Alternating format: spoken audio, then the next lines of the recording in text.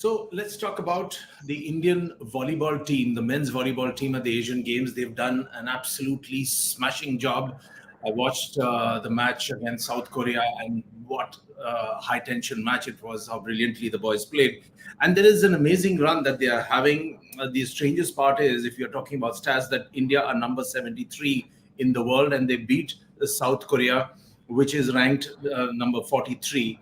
Also, the fact is that they beat Chinese Taipei in three sets straight, and they won 25-22, 25-22, 25-21. Sandeep, when we are analyzing and talking about the volleyball team, what basically, as a layperson, I saw was these the tall boys who are mainly from Karnataka, Kerala, Tamil Nadu, dominating the sport. How has the sudden change come about?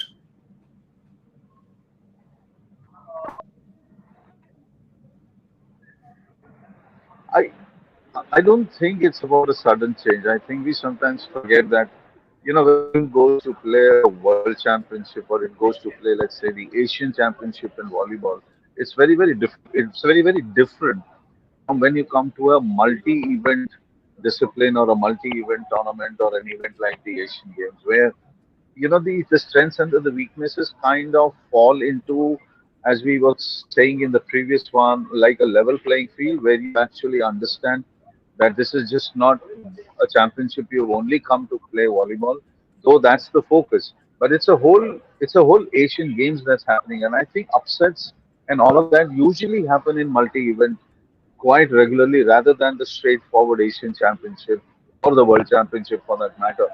But in your starting line, when when you said Kerala, I think that itself is fascinating because I mean I remember the one volleyball star that India had produced, though they have produced many, but the reason I'm saying this is that one star that we all remember was Jimmy George, who came from Kerala, played in the Italian league, became a phenomenon. He was flamboyant, he was everything, and he gave Indian volleyball a very solid name in the 70s and the 80s.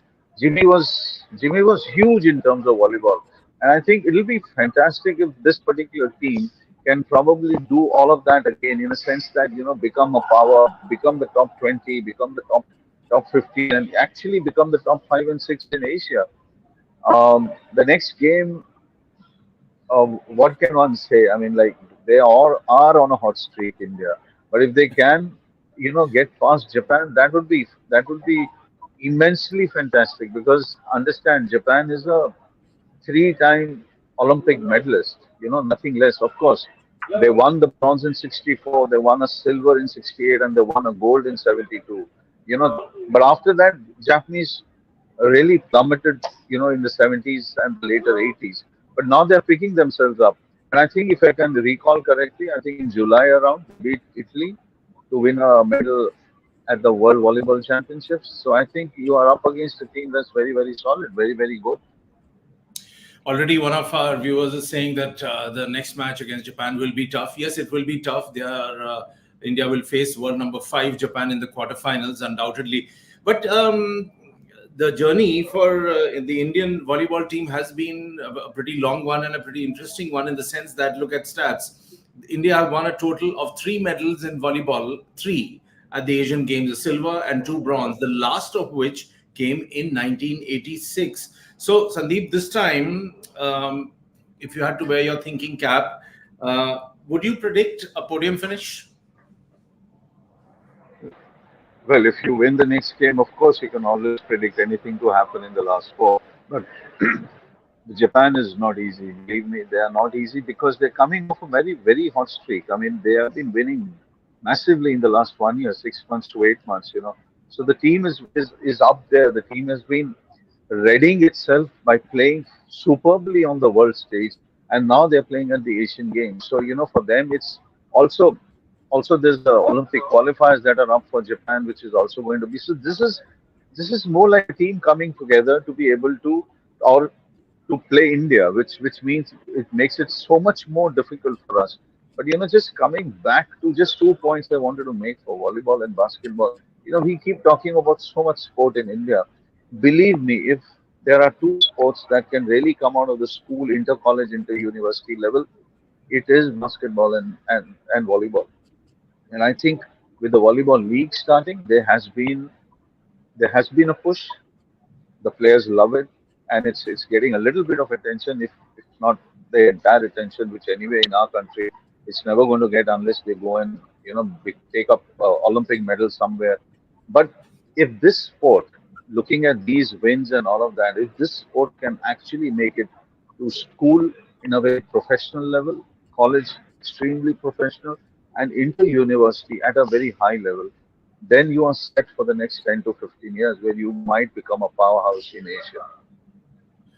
Shoban is asking which is the best team in Asia.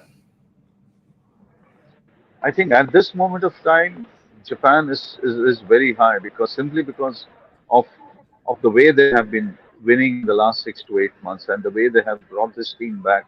Understand they have reached the top in the world, which means a gold medal at the Olympics, and then they have come down heavily. They have come down to almost virtually nothing. They're in the I think the basic resurgence in a way started at the Tokyo Olympics where they reached the quarterfinals, and that is the team that's come together to kind of now take on the world and probably prove it to themselves that the next Olympics in Paris you will see a top four Japan team. So which also again coming back to that point, so it's going to be one hell of a game tomorrow. India has nothing to lose. I know it's a cliche, but India has a lot to prove to themselves actually, because also I think if we go back to the top eight notion that only the top eight teams that are ranked in the continent can go to the Asian Games, I think the volleyball team has proved it wrong. And I really wish the football team also does it by going to the quarterfinals. And I also really, really wish that we had put some support and some faith in the water polo team, which nobody did. The water polo guys were ninth.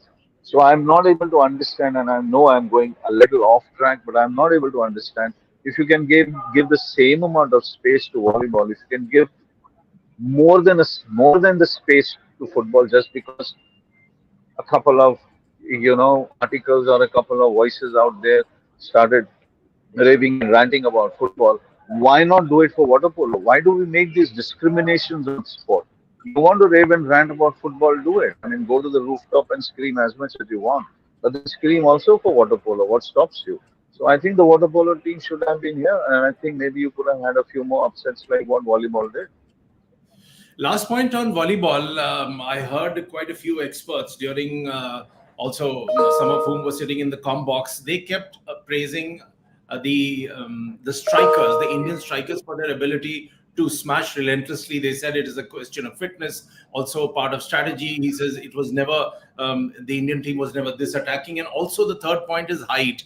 One guy was 6 feet, almost nine. There are two other guys who are backing him as a trio, 6 feet 6, 6 feet 5. So does height matter? And tactically, have the team switched over, particularly the strikers, to a new mode of attack and relentless attack? I think it is tactical in a way when you play such such highly rated teams, because unless you play tactical, and then if the core strength is not there, then what kind of tactics can you prepare for a team? So the core strength is there. It's always been there actually in a way. But I think the competitiveness comes from playing more and more games. That is exactly what a lot of fans and a lot of people say, that if you're going to send teams to the Asian Games, you're not sending them just because you want to represent the country. You're also giving them that much of exposure. Are we giving them the exposure? I think that's where the ministry needs to ask itself those questions. And and and believe me, there are times when I think that if you're not getting that exposure at the Asian Championships or the Asian Games, why not send your team for tours? The point is that if other sports can, hockey goes on tours regularly. Cricket is such a big sport. I mean, apart from the IPL and all of that, if you're going on tours with other countries, the same thing can happen with volleyball. The same thing can happen with water polo, and the same thing can happen with other sports. That you're going to Europe on a 6, 7, 8 match streak, you play some of the best teams there, and that's where you understand what's required at a major championship.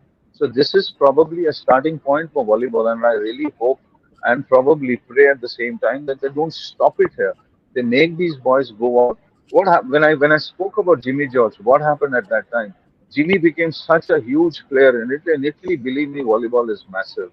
So when he becomes a big player in Italy, the whole it's heard about and written about in India. And when Jimmy comes and plays here in India, when he was there, he's not alive anymore. But when he was there, that's the time when fans used to come in Kerala to just to see Jimmy George as to who is this guy. And I think that's when the sport grows. Somewhere we stopped growing. This is a nice period. This is a great moment. The momentum is with us. Win or lose against Japan, if they play with their hearts out, I think tomorrow is going to be a big day for Indian volleyball. So one of the questions which has just popped up said that what about the result versus Japan, which I think you've already answered partly by saying that India has nothing to lose. So Yeah, put in their best. it's a highly ranked team. It's a highly ranked team. So I think against a highly ranked team, what do you do? I mean, when you compare it to other sport, what does the other sport do? They just go in and they play their game. They don't get Yeah. rattled.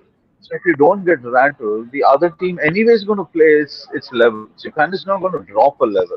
That much is for sure. Because for them also to come and play in China at the Asian Games means only one thing is to take the gold medal and go home. For us, it is about taking Japan right down to the last inches, to the last stretch. If they can do that, I think they'll come back with a huge amount of confidence. If they win, well, tomorrow is going to be Diwali for Indian volleyball at least.